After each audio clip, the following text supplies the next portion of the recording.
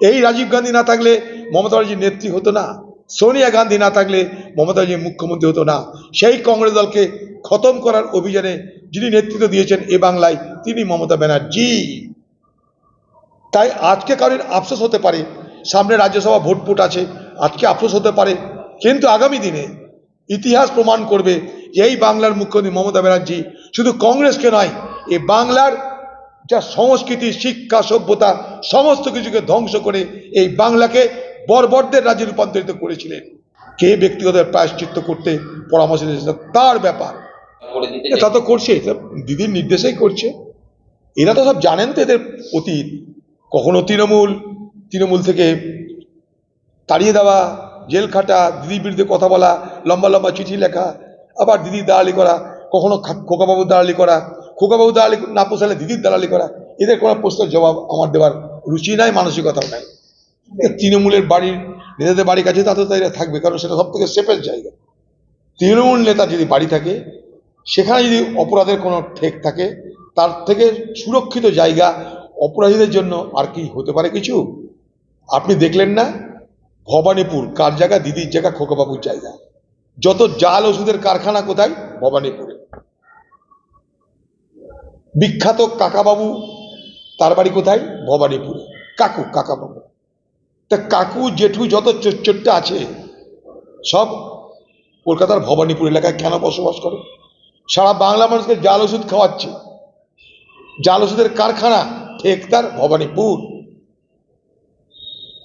বিখ্যাত কাকু, তার গলার স্বর যাতে কেউ চিনতে না পারে তার জন্য সে মরণপণ প্রতিজ্ঞা করেছে, জান দিয়ে দেবে, গলার স্বর দেবে না। তার বাড়ি ভবানীপুর। বাংলার মানুষ প্রতিবাদ করতে শিখুন, প্রতিবাদে মুখর হন। আজকে মনে হচ্ছে আপনার উপরে কিছু হয়নি, কিন্তু কালকে যখন আপনার উপরে হবে তখন আপনাকে রক্ষা করার কেউ থাকবে না। আমার এই কথাটা আপনার কাছে স্বনির্বন্ধভাবে আমি নিবেদন করলাম। আজ যদি আপনি চুপ করে থাকেন, কাল যখন আপনার উপরে হবে তখন আপনি আপনার পাশে কাউকে পাবেন না, কারণ আজ আপনি চুপ করে থাকবেন। এ সন্ত্রাসের অত্যাচার আজ একজনের উপরে হচ্ছে, কালকে আরেকজনের উপরে হবে, আমরা সবাই তার শিকার হব, সারা সমাজ তার শিকার হতে চলেছে। জমি এইভাবে তো হচ্ছে, বাংলা তো জমি মাফিয়াদের স্বর্গরাজ্য বাংলা। আমার তো মাঝে মাঝে শঙ্কা হয় আগামী দিনে গঙ্গা ভরাট করার জন্য না অনুমতি দিয়ে দেয় ভূমি দপ্তর, আর জমি কই? যা জমি তো কেড়ে নিয়েছে মোটামুটি। কি করে ধরা পড়বে? এ তো শস্যের মধ্যে ভূত। কি করে ধরবে? তো শস্যের মধ্যে ভূত। তৃণমূল দলের লোক জড়িত তাই কিছু জানা যাচ্ছে না, তৃণমূলের নেতারা জড়িত তাই কিছু জানা যাচ্ছে না, প্রমোটার রাজের মারামারি তাই কিছু জানা যাচ্ছে না।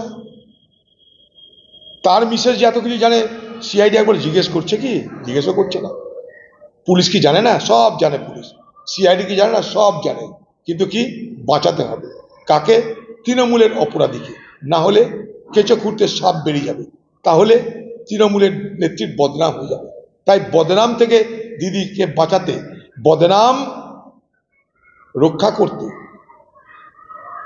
বদনামের ভাগিদার দিদি যাতে না হয়, তৃণমূল সরকার যাতে না হয়, তার জন্যে আবার কাউকে বকরি খোঁজা হচ্ছে, জবাই করা কোনো বকরি তো খোঁজা হচ্ছে। এইভাবেই একটার পর একটা ঘটনা আমাদের চোখের সামনে ঘটছে, দিয়ে হাওয়া হয়ে যাচ্ছে। ওই তো কসবাতে সুশান্ত লোকটা, সুশান্ত ঘোষ নাকি, সে বেঁচেছে তাই। পরিকল্পনায় কারা জড়িত দেখেছেন তৃণমূলের প্রমোটাররা। এখানেও তাই হবে। তদন্ত হলে তো হবে, তদন্ত ধামাচাপা দিলে কি করে হবে? এটা তৃণমূলের অন্তর্দ্বন্দ্বের খুন। যেমন করে সত্যেন চৌধুরী খুন হয়েছে তৃণমূলের অন্তর্দ্বন্দ্বের শিকার এবং প্রমোটার রাজের শিকার, যেমন করে গঙ্গার উপরে প্রদীপ দত্ত খুন হয়েছে তৃণমূলের প্রমোটার রাজ এবং অন্তর্দ্বন্দ্বের শিকার। প্রত্যেকটা ঘটনায় তৃণমূলের নেতা জড়িত, আমি লিখে দিতে পারি। ঠিক একইভাবে এসে করলারে আমি বলছি মালদা ঘটনা তো তৃণমূল জড়িত না হলে এই ঘটনা অনেক আগে জানাজানি হয়ে যেত। এখন বলির বকরা করার জন্য কাউকে ধরা হচ্ছে বা হবে, সেটা যেন অপেক্ষা করতে হবে আমাদের। দেখুন, এই পাসপোর্ট জালিয়াতি এটা তো একটা ব্যক্তির পক্ষে সম্ভব না। পাসপোর্ট করতে গেলে অনেক কিছু নিয়মকানুন মানতে হবে।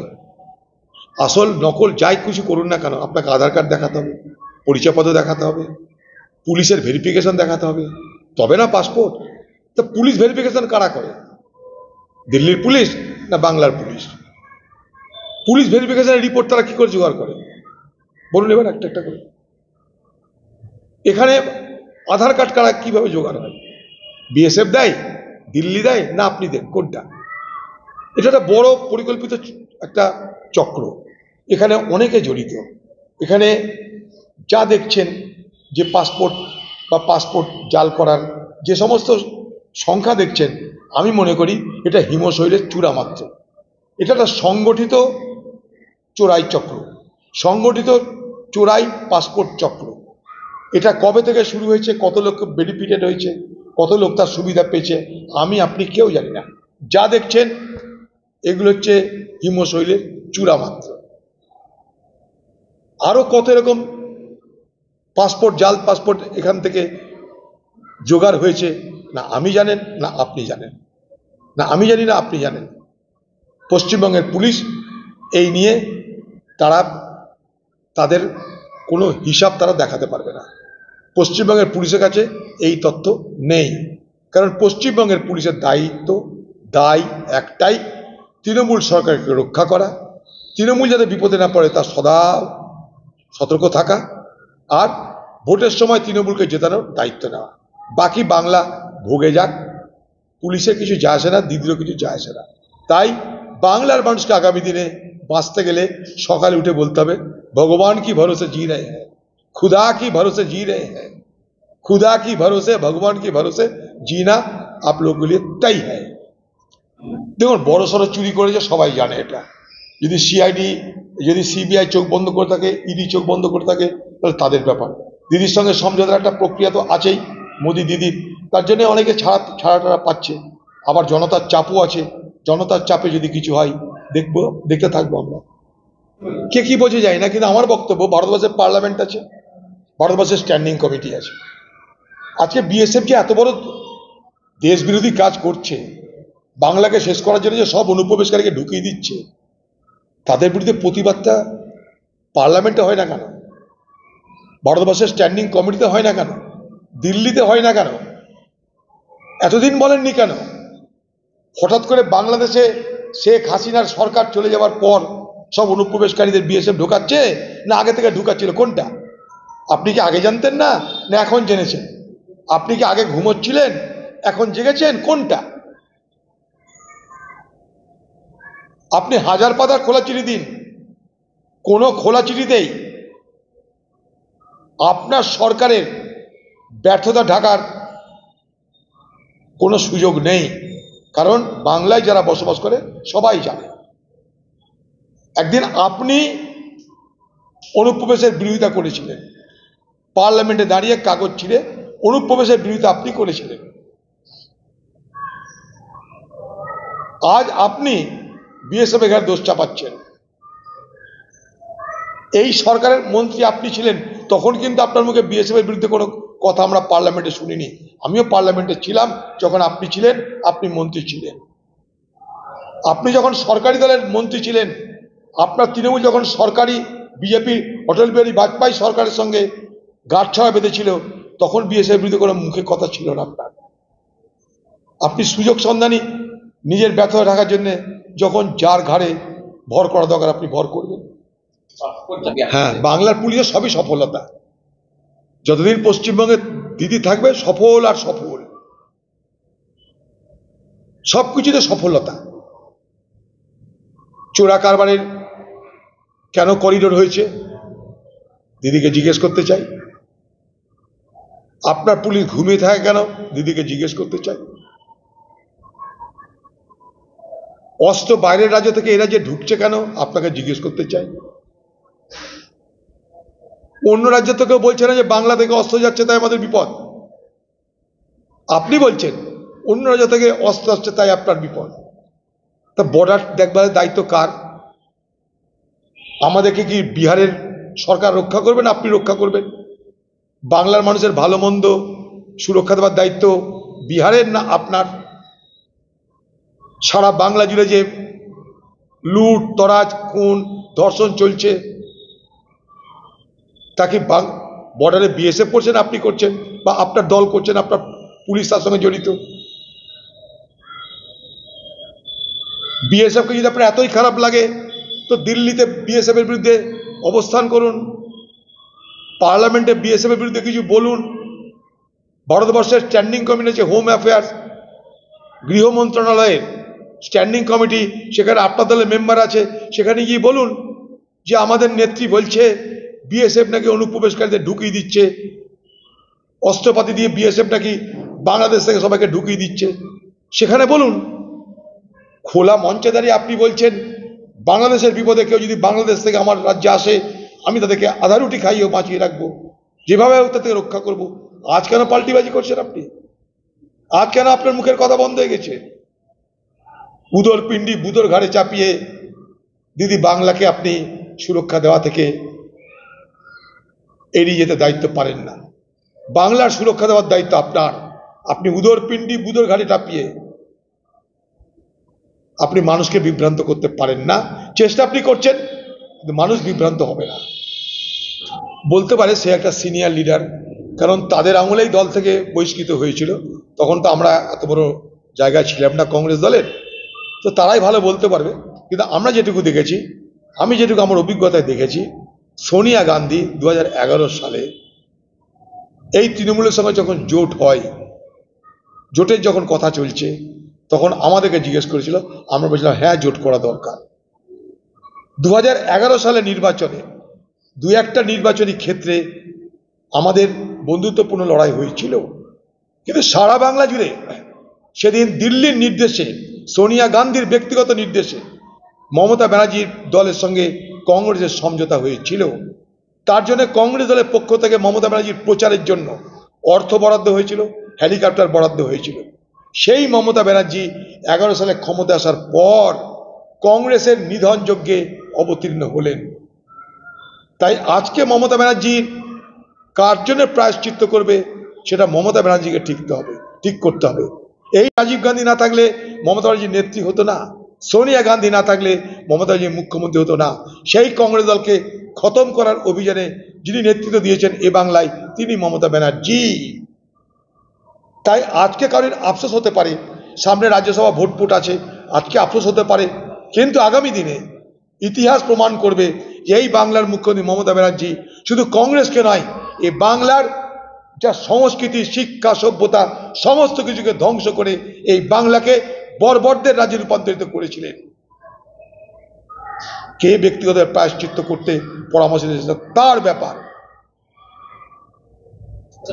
হস্তান্তর করবে বাংলাদেশ, মমতা ব্যানার্জি বলছে লাগাতার তিনি প্রয়াস করে গেছেন, তিনি যোগাযোগ। আচ্ছা, এটা বিদেশ মন্ত্রকের ব্যাপার, সবাই জানে এটা বিদেশ মন্ত্রকের ব্যাপার, কিন্তু দিদির চরিত্র কি? লাফিয়ে পড়ে কৃতিত্ব নেব। দিদি লাফিয়ে পড়েছে কৃতিত্ব নেব। তা এতই যখন আপনি পারেন বাংলাদেশ সরকারকে বুঝিয়ে বাজিয়ে ঠিক রাখতে, তাহলে বাংলাদেশের গন্ডগোলটা থামাতে পারছেন না কেন? একবার তো অনুরোধও করেননি আপনি। বাংলাদেশের মৎস্যজীবীরা এবং এদেশের মৎস্যজীবীরা এপার ওপার করার যে প্রক্রিয়াটা, সেটা সম্পূর্ণ কেন্দ্রের অধীন একটা বিভাগ। কাকে বুঝাবো বলুন? কৃতিত্ব নিতে সব থেকে আগে যিনি লাফিয়ে পড়েন তাকে আর কি বুঝানোর আছে? তিনি যদি এতই পারেন, তাহলে বাংলাদেশের সমস্যাটা মিটিতে পারছেন না কেন? যাতে বাংলাদেশের সবাই শান্তিতে সম্প্রীতি থাকে, তার জন্য একটা দরবার তো করতে পারেন, একবার তো আবেদন করতে পারেন, তাও আপনার মুখ দিয়ে বার হয়নি। বাংলাদেশের সামরিক বাহিনী,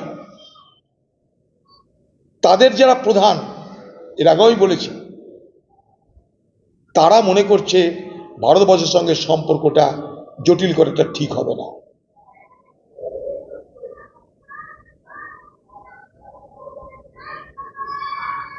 এই সমস্ত ছোটখাটো আদান প্রদান মানে এক্সচেঞ্জ যদি হয় সেটা ভালো হবে। এইভাবে আমরা কংগ্রেস সরকার আমলে আমরা 3 বিঘা জমি বাংলাদেশকে দিয়ে বাংলাদেশের সঙ্গে আমাদের শান্তিপূর্ণ চুক্তি করেছিলাম। বাংলাদেশের সঙ্গে আমরা শান্তি স্থাপনের পক্ষে। বাংলাদেশে এ অশান্তি বন্ধ হোক, বাংলাদেশে প্রত্যেক ধর্মের মানুষের, প্রত্যেক সম্প্রদায়ের মানুষের সুরক্ষা নিশ্চিত করা হোক।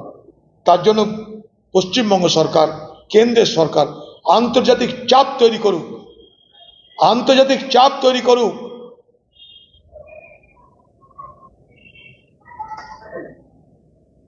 আমি আজকে গেছিলাম সেই ছেলেটাকে দেখতে হাসপাতালে,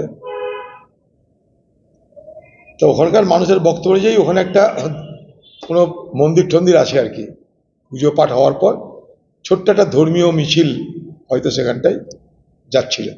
ছোট রাস্তা, সব মিছিলই যায় সেখানটায়।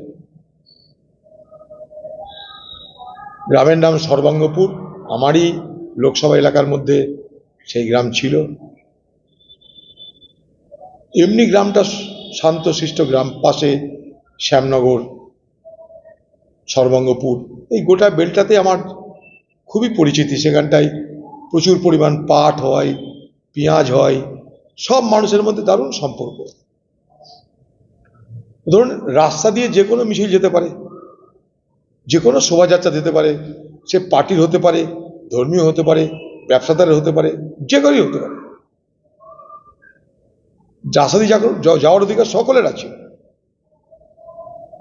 সেখানটায় তৃণমূলের নেতাদের ভিড় দেখে তাড়াতাড়ি রাস্তা খালি হচ্ছে না কেন, সেই প্রশ্নে তারা উত্তেজিত হয়ে যায় এবং তারা মনে করে যে তারা যখন রাস্তায় হাঁটবে, রাস্তায় চলবে, তখন রাস্তার উপর থেকে বাকি যা মানুষ আছে তাদেরকে সরে যেতে হবে, অর্থাৎ রাস্তা ফাঁকা করে দেবে, কারণ তারা বাংলার শাসক। তারা বাংলার শাসক বলে রাস্তা ফাঁকা থাকবে, সে রাস্তা যাতায়াতে কোনো অসুবিধা যাতে না হয়, আর অসুবিধা হলে কি হবে, গুলি চলবে। তৃণমূলের নেতাদের ছোট বড় মাঝারি সকলের কাছে এত সহজলভ্য আধুনিক অস্ত্র কিভাবে তারা ধারণ করে নিয়ে চলেছে, এটা তার জলজন্ত উদাহরণ। মানে গাড়িতে চলছে কিন্তু তাদের সকলের কাছে আর্মস। একটু রাস্তা সরতে দেরি হয়েছে, ভিড় সরতে দেরি হয়েছে, তাই তাদের মনে হয়েছে তাদেরকে অপমান করা হয়েছে। অপমানের জবাব কি? গুলি। ভাগ্য ভালো ছেলেটা এখনো বেঁচে আছে। আমি কালকেও বলেছি, আজও বলছি, এই ঘটনার পূর্ণাঙ্গ তদন্ত করে অপরাধীকে চিহ্নিত করে শাস্তি দেওয়ার ব্যবস্থা করা হোক। পাশাপাশি এটাও বলতে চাই নওদার মানুষকে, যে কোনো ঘটনাকে সাম্প্রদায়িক রং লাগিয়ে সাম্প্রদায়িক বিভাজন বা উত্তেজনা তৈরির চেষ্টা যদি কেউ করে, সেই প্রচেষ্টায় আপনাকেও পা দেবেন না, সেই ফাঁদে আপনাকেও পা দেবেন না। এটা একটা অপরাধ, গুলি চালানো অপরাধ। সাধারণ মানুষের উপরে গুলি চালিয়ে যে অন্যায়টা করেছে সেটা একটা অপরাধ।